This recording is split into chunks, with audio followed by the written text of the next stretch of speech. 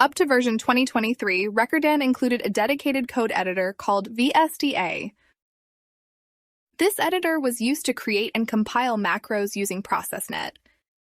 In 2024, this option has been removed, and it's now recommended to write macros in a standard IDE like Visual Studio. To convert an existing ProcessNet Vsta project to a Visual Studio project, first back up your data, then open the CS project file in a text editor, remove line number 14, and save. Now your project can be opened in Visual Studio. When it's opened for the first time, press OK to confirm the upgrade. Once within Visual Studio, go to Project Properties and select a higher version of the .NET runtime, for instance 4.8.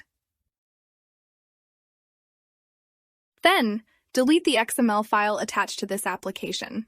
Since all macros created by the Vsta editor contain Vsta-specific boilerplate code, it has to be removed.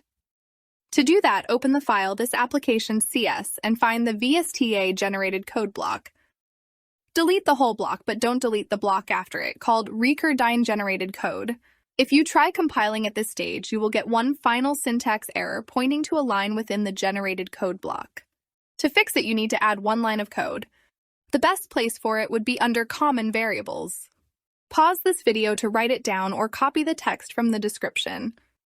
This new variable is referenced in the initialize method, where we write app. In front of RecurDyn application to fix the error. Compile your code to make sure the porting was successful. Now we can run this macro in the same version of RecurDyn by going to ProcessNet General Run. Select the compiled DLL found in the bin folder, not the CS project file. To compile for a different version of RecurDyn, we have to update all ProcessNet references.